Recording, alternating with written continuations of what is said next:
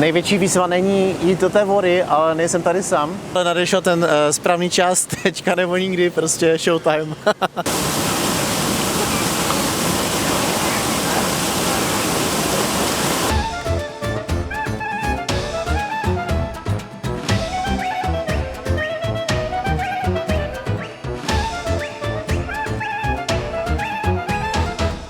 Tak jo, takže já včelka valím dál.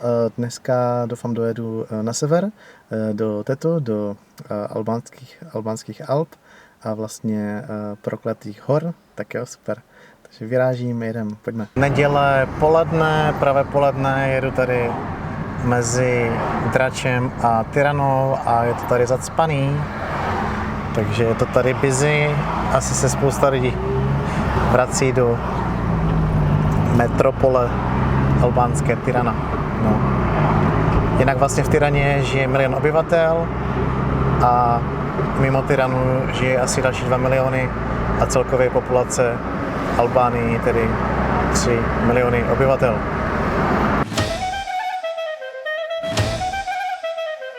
Takže po cestě další zajímavost před náma tady na kopci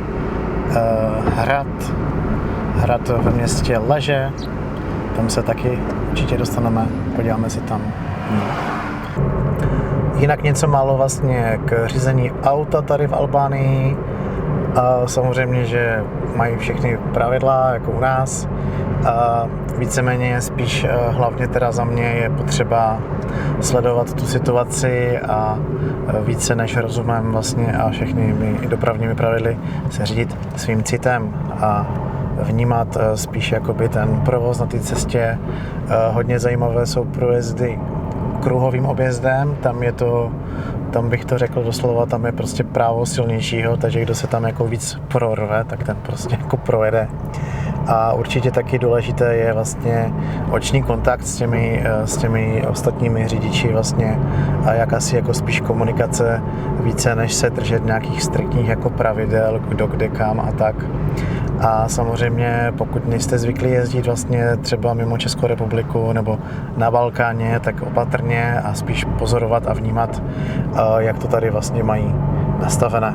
Určitě jako dneska už je to úplně jiné, jak oni vlastně nebyli zvyklí vlastně mít auta a potom začali je najednou mít, tak tady byl jako dost velký jako punk, anarchie a chaos na cestách vlastně v 90. letech a tady si v podstatě každý řídil jak chtěl.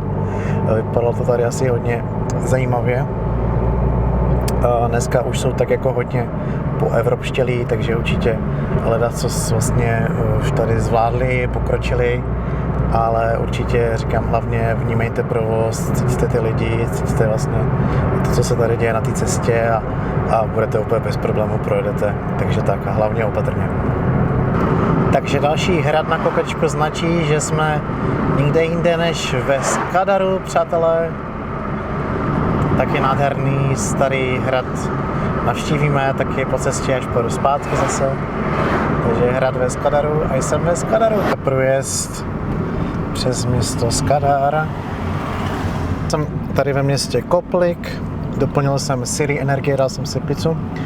Nakoupil jsem si nějaké potraviny před výjezdem do Tetu, takže úplně poslední destinace Tet. A tam je pouze maličký obchůdek, takže potraviny doporučuji nakoupit v Kopliku a vyrážíme do albánských Alp, do národního parku Prokletí, jo, tak jo, jedem. Takže do Tetu vede asfaltová cesta vlastně až teprve od roku 2021. To takhle hezky vydláždili, předtím tam byla šotolina, takže tam bylo těžké se dostat. A takhle vypadá ta asfaltka, každopádně nutno říct, že je velmi úzká, takže je to prostě, člověk musí zpomalovat, když se vyhýbá proti jedoucím autům. No, tady se dokonce stala autonehoda, autobus se tady nějak potkal s autíčkem. Koukejte na to. No. A co teda super, jak říkal Mirek, Standa v rozhovoru, tak oni ti Albánci jsou takoví, že když někoho vidí stát, tak si zastavují a pomáhají si, no. Hezké, teď se vlastně baví asi, jak můžou pomoct, podpořit psychicky hezké. Tak a právě jsme tam měli i dopravní značku, že sněhové řetězy. a vlastně od listopadu zhruba do března a vlastně je to tady zasněžené, takže je tady dost těžké se i dostat. No.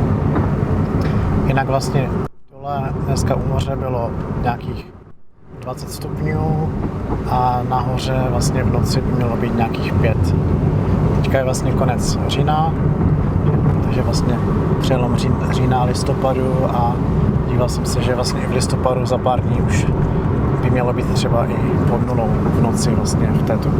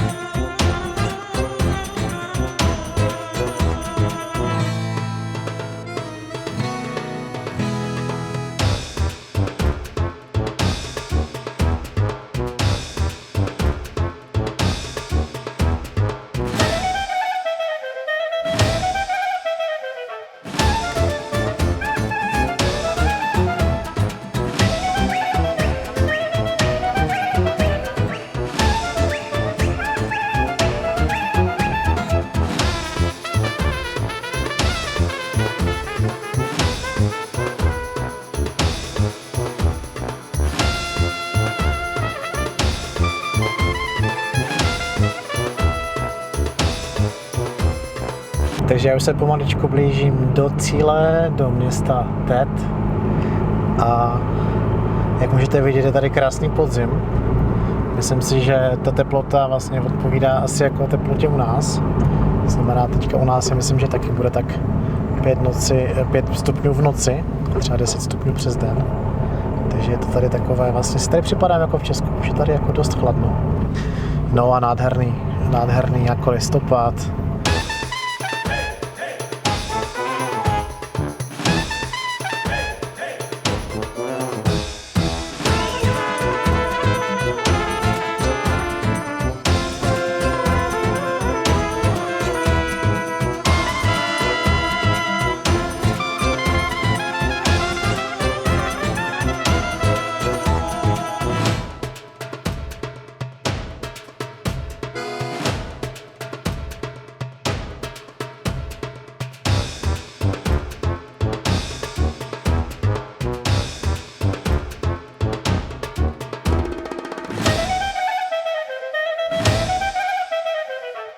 Takže já jsem přijel včelka do nějakého horského sedla v nějakých 1700 metrech nad mořem jsem.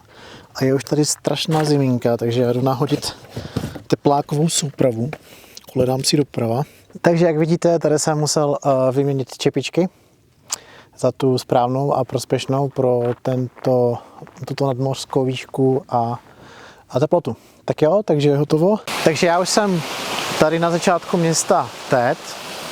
Koukejte na to, tady jsem narazil na nějakou boží vodu a vlastně z toho horského sedla jsem zase klesl o nějakých 1000 metrů a tady v údolí město Tet je v nějakých 750 metrech. No, ulala. Dívejte se na to. Wow, kouzelné, mňam, boží voda. Takže já už jsem za tmy přijel tady do města Tet, odkud jsem se ještě vlastně vydal po asfaltové cestě 6 km tady do vesnice Nedrelejsaj, kde už teda vlastně žádná restaurace nevařila, bohužel teda. Takže jsem do sebe hodil nějaký chleba, salátek a sejra.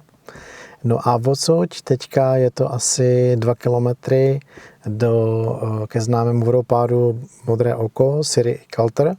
Takže já tam odsud teďka půjdu a chtěl bych tam vlastně přenocovat. Patrně tam budu asi sám. No, takže se těším teda sám, možná tam budou i nějací vlci se mnou. Takže dámy a páni, já vás zdravím v tomto krásném novém božím dnu. Takže dívejte se, tady jsem přespal na takovém krásném paloučku. Tady jsem teda nakonec ani nebyl sám. Tady braškové z Francie. A akorát když jsem dorazil, tak už spinkali, ale měl jsem tady takové malé překvapení. Hořel tady ještě oheň, který vlastně oni rozdělali proto, aby zahnal vlky, kteří se teda tady nacházejí.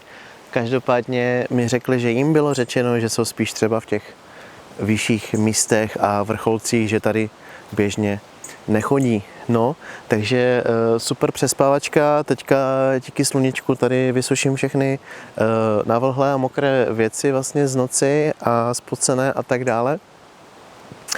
Co byl vlastně další fuck up, bylo, že jsem semka došel, trvalo mi to sem asi půl hodiny od autíčka vlastně a zapomněl jsem si karimatku, no, takže jsem tady všechno nechal a ještě jsem zase hoďku tam a zpátky vlastně šel pro karimatku a pak jsem se teda šel vykoupat do ledové vody, do které půjdu za chvíli znovu, každopádně už teda s váma.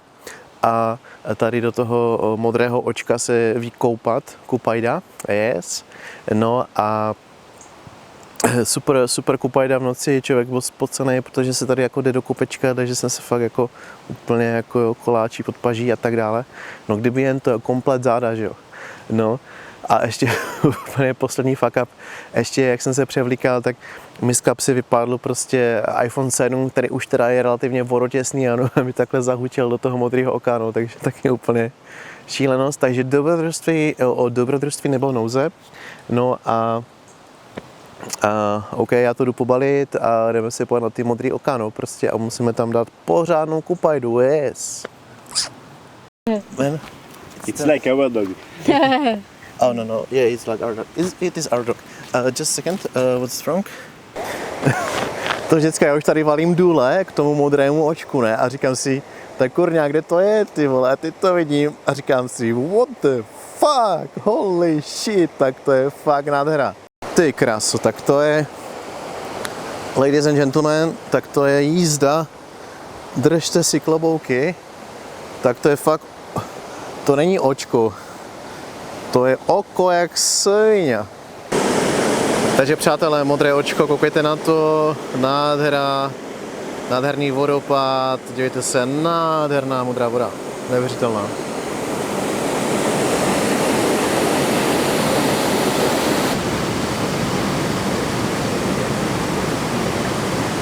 Největší výzva není jít do té vody, ale nejsem tady sám.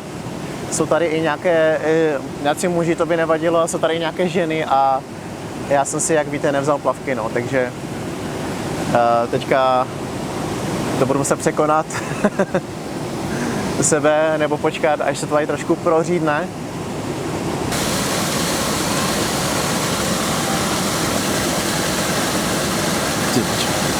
Nadešel ten správný čas, teďka nebo nikdy, prostě showtime.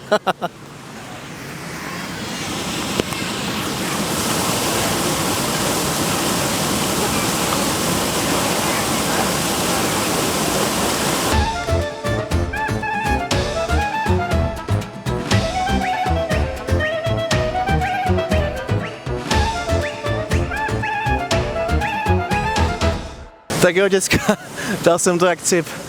Hej, nebylo to tak strašné, ještě bych tam i plaval, ale super, hej, jako nejledovější voda, kterou jsem zažil tady v Albánii. Total craziness, díky moc, Wim Hof, tyjo. Wow.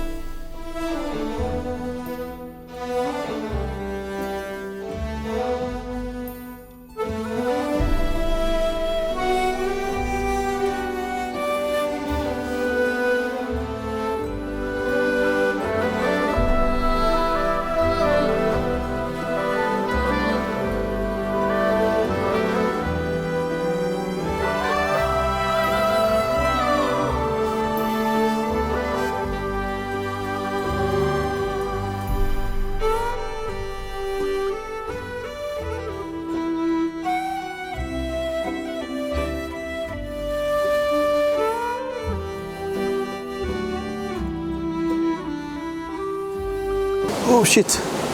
Check it out, guys. Tady jsou nějaké crazy schody. Do nebe.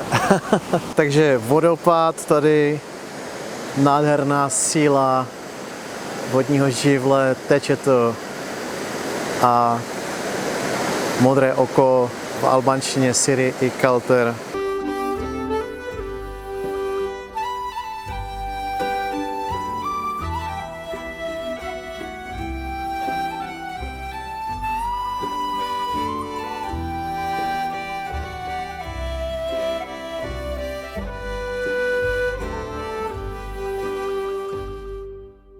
No, úplně jsem vám zapomněl říct, že tady vlastně v horách je úplně jedna velká výhoda oproti pobytu u moře, tam dole v teple, v subtropech.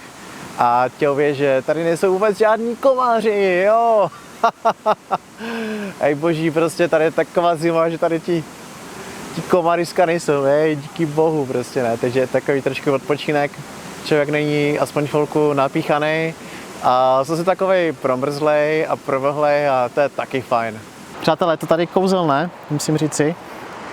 Bohužel nemám tolik prostoru tentokrát, abych to tady nějak jako prošmídil ty hory, ale musím říct, že je to stojí za to, je to fakt jako nádherné tady bejt. Takhle i na podzim vlastně, samozřejmě nádherný podzim, nádherně to tady je zbarvené, jak jde i vidět z dronových záběrů. A je tady vlastně spousta možností, je tady spousta vlastně různých typů ubytování od 4hvězdičkových hotelů až po nějaké guesthousey a dá se tady chodit křížem krážem, je tady vlastně známý přechod přes údolí do vedlejší vlastně údolí Valbona a je to tady nádherné, takže určitě pro vás, kteří máte rádi turistiku, tak se tady můžete přijet vyřádit a pochodit tady ty hory. Jo, vlastně, když budete někde mimo tuhletu vlastně vesnici Tet, tak můžete vlastně kdekoliv kempit, když si sebou vezmete vlastně, že stan, spacák, karimatku. Nezapomenout, jako já. No. Takže nádhera, tady prostě se dá pít z těch řek, to jsou prostě úplně křišťálově čisté vody. A jsem úplně nadšenej. A já se teďka ještě přesunu zpátky do městečka vesnice Tet. No a tam to zase ještě nějak omrkneme. Tak jo, tak jdeme. Tady tyhle ty krásné záběry vznikají tak, že samozřejmě až tady zahraju tu scénu přechodu přes most, tak se budu muset pro ten foťák jak jinak než vrátit. Každopádně dívejte se, tady mají takové spravné furtka. Jo, dívejte se ještě na pružinu. Asi, aby tady nemohli procházet vlci. No, ne. Tak jo, dívejte se, nádherná Albánie. Takovej krásný starý most. Tak jo, tak já jdu pro kameru, no. Co se dá dělat? Já se vám musím přiznat, jakože kříž přede mnou. V noci bylo opravdu tak nějak 5 stupňů, fakt bylo jako chladno, ale přes den to není jako u nás, jako teďka 10, kolem 10, ale je to prostě taková 20 bude, jo, kolem 20 bude, jako sluníčko vylezlo a už to jako paří, už mám zase spocený lejtka, rozumíte mě, jo, takže tady za mnou krásný výhled na vesnici Nederlysaj, kde jsem vlastně nechal můj vůz a kde jsem vlastně dojel po asfaltce. Takže pomaličku padám zase zpátky a musím teda říct, že teprve až teďka jdu za dne tuto cestou teda přicházím od Modrého očka. Tak musím říct, že jako nádherná cesta. Je tady celkem firmol, lidi tady přichází a odchází, ale i teďka na konci října, ale je to moc fajn. Takže určitě, pokud byste měli fakt málo času, tak přijďte semka do téhle vesnice a 2 kilometry, za půl hoďky jste tam. Můžete si dát ledovou koupačku a myslím si, že takhle můžete mít pocit, že jste jako tady byli. No, tak jo. Tady jsem na místě, kterému se říká Kamenné vany. Takhle to tady hezky vymylo ta řeka. a je zajímavé, krásné, je to pokryto takovou růžovou barvou. Asi to bude lépe vidět z dronu, který za malou chvíli vypustím do éteru. A co chci ještě říct, tak je zajímavé, třeba tady je jeden takový borhák pro horolezce, takže se zdá, že možná tady i někdo a někdy třeba i horolezí. Takže tak.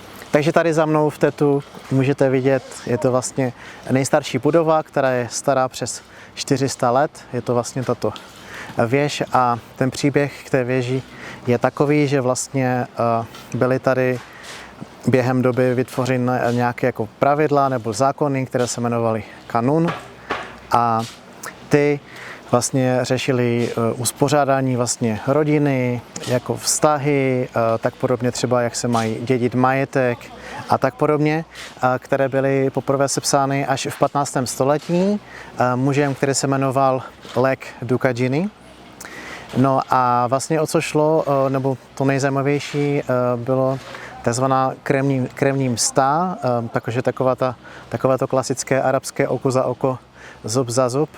No a když vlastně jako někdo někoho zavraždil, tak vlastně ten, komu byla jako vlastně hrozila ta msta, že bude pomstěn a že bude mu jako vlastně ta vražda oplacená, řekněme, tak vlastně měl možnost se schovat tady do této věže za mnou. A v této věži vlastně mu vlastně měl právo vlastně na ochranu. Jo? To znamená, že tam jako byl nedotknutelný. Každopádně, jak si asi sami dokážete představit být zavřený v takové věži, to je v podstatě jako vězení. Nemohl z toho místa odejít.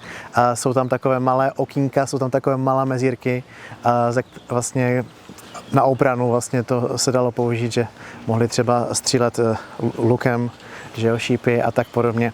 Takže takový to vlastně příběh tady odsud ze severní Albánie, to znamená kanun neboli zákoník.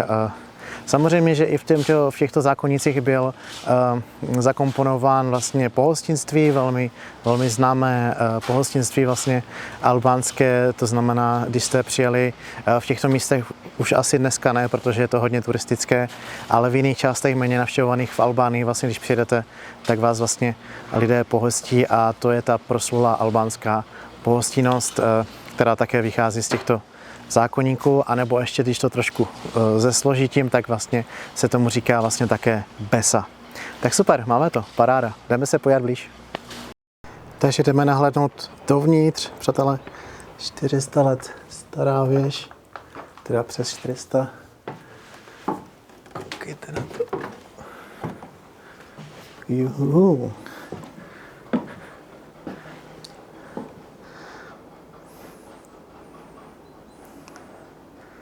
No, už to tady dneska vypadá jako muzeum. Takže já vám to můžu takhle ještě v tomhletom krásném místě, muzeu, připadám se tady jako ve středověku přečíst. Kanun Alek Dukadžiny. V minulosti byl základem právního a morálního světa Albánců kanun. Jehož kořeny sahají až do dávnověku. Název vychází z řeckého slova kanon, což znamená pravidlo, a dokládá byzantský vliv v této oblasti. Skutečný původ tohoto prastarého mravního kodexu zůstává ještě zahalený tajemstvím.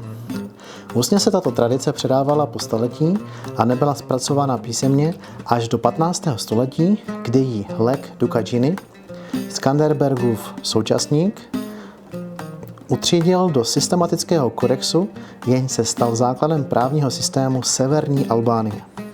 Kanon ale byl sepsán až na začátku 20. století.